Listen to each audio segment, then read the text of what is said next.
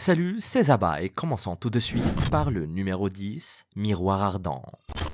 Archimède était un brillant mathématicien et inventeur grec qui a conçu de nombreuses armes militaires et stratégiques. Et l'une de ses plus grandes inventions était censée être un système de miroir capable de dévier la lumière du soleil pour enflammer les navires ennemis et les détruire dans des rafales de flammes. La légende d'Archimède et de son armée de miroirs remonte au Moyen Âge et se serait produite pendant le siège de Syracuse en 240 avant Jésus-Christ. Une colonie grecque vivait sur l'île de Sicile et la République romaine voulait la chasser. Les Romains ont alors ramené leurs navires sur l'île et les Grecs en ont détruit un très grand nombre dans des volutes enflammées. Mais les Romains finiront tout de même par vaincre. Les Romains ont pris d'assaut la ville, ont pris le contrôle de toute la Sicile et se sont rapprochés de la création de l'Empire romain. Mais revenons plutôt à cette arme au miroir géant. La légende veut qu'Archimède ait installé plus de 400 miroirs pour qu'ils soient synchronisés. Chacun capturant un reflet des rayons du soleil et dirigeant le faisceau vers un navire ennemi. Tous ces faisceaux concentrés sur le même point provoquaient l'embrasement des navires. Cependant, aucun scientifique moderne n'a jamais été capable de recréer ce phénomène. Le problème est que même si on pouvait enflammer un bout de bois avec un rayon de soleil concentré, le feu s'éteindrait à la première éclaboussure d'eau salée.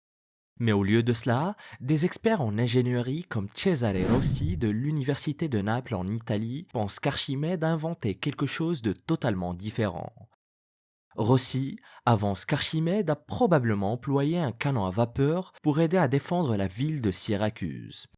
Et un canon à vapeur était muni de boules d'argile creuses remplies d'un mystérieux mélange chimique incendiaire.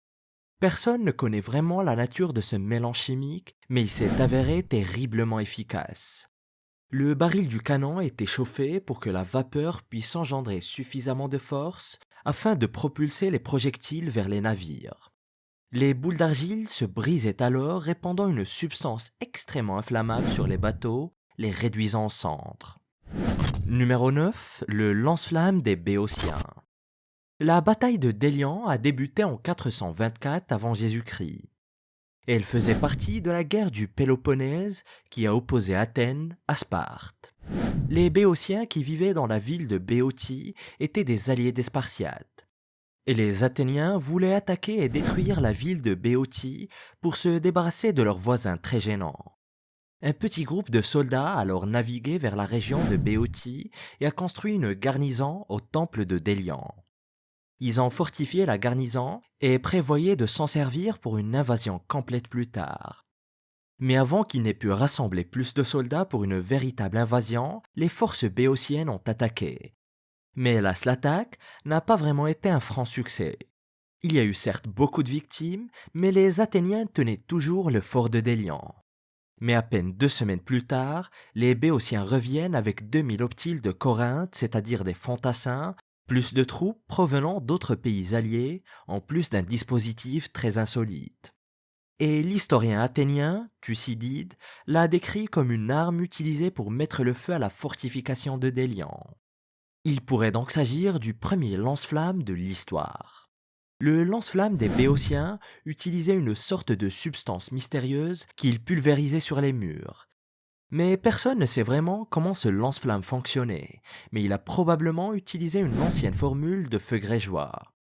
Et le feu grégeois était la substance mystérieuse employée dans les guerres des siècles suivants, car il était si inflammable qu'il pouvait brûler à la surface de l'eau.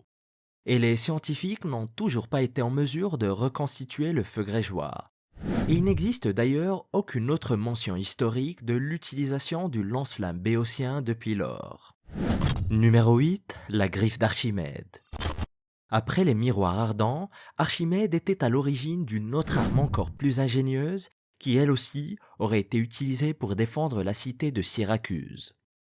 Lorsque les Romains ont attaqué, cette arme était encore plus bizarre et singulière que les miroirs. Elle s'appelait la griffe de fer, et si l'on en croit les légendes historiques, elle a dévasté la flotte romaine. La griffe faisait cela en soulevant les navires hors de l'eau. Et l'historien grec, Polybe, a décrit la griffe de fer comme une gigantesque main de fer attachée à une chaîne. Un opérateur guidait alors l'énorme main via une grue comme n'importe quel équipement de construction moderne. Il utilisait ensuite la gigantesque main de fer ou la griffe comme un hameçon pour rattraper le navire romain. Et l'opérateur de la griffe faisait alors signe à un homme au sol qui utilisait un bœuf ou une autre grosse bête pour actionner une série de poulies qui soulevaient la griffe vers le haut, emportant le navire avec elle. La main de fer soulevait alors le navire par la poupe jusqu'à ce qu'il soit hors de l'eau, chose qui provoquait un chaos total à bord et rendait le navire inutilisable. Et la griffe d'Archimède a causé de sérieux dommages à la flotte romaine. Mais son plus grand désavantage était qu'elle devait être montée quelque part près de l'eau. Et une fois que les Romains ont réalisé ce qui se passait, ils pouvaient simplement éviter de s'approcher de la griffe géante comme un poisson qui éviterait l'hameçon d'un pêcheur. Numéro 7. L'arbalète Chukonu. L'arbalète à répétition Chukonu était une arme mortelle utilisée entre autres par le célèbre stratège Sun Tzu. Et c'est d'ailleurs lui qui a littéralement écrit le célèbre livre L'art de la guerre.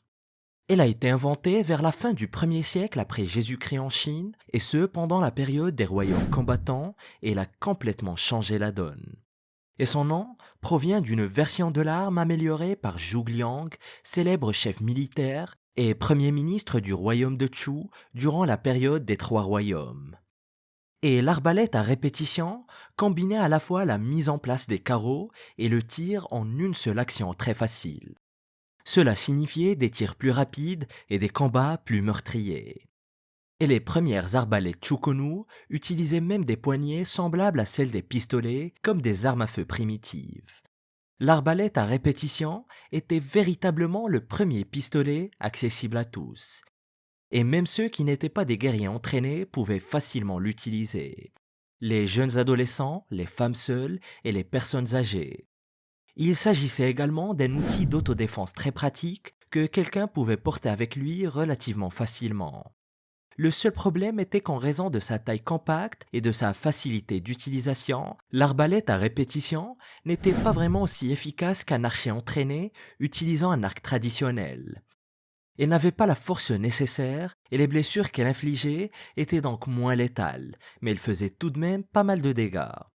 C'est pour cette raison qu'il était recommandé de tremper les flèches dans du poison avant de tirer, de sorte qu'il suffisait de faire couler un peu de sang pour tuer. Numéro 6. Bagnak. La griffe du tigre, également appelée bagnak, est une arme de mêlée très particulière qui a vu le jour sur le sous-continent indien à une époque indéterminée. L'arme est certainement ancienne, mais son âge n'est pas très clairement établi.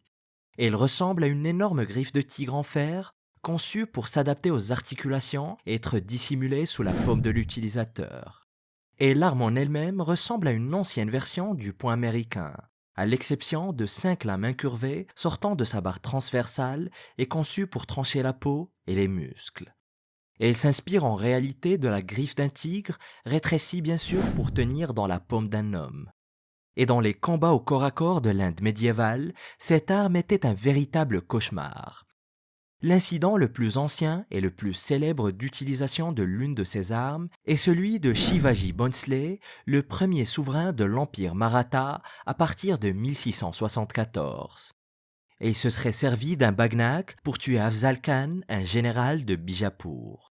Et plus tard dans l'histoire, le bagnak deviendra synonyme d'assassin et de voleur.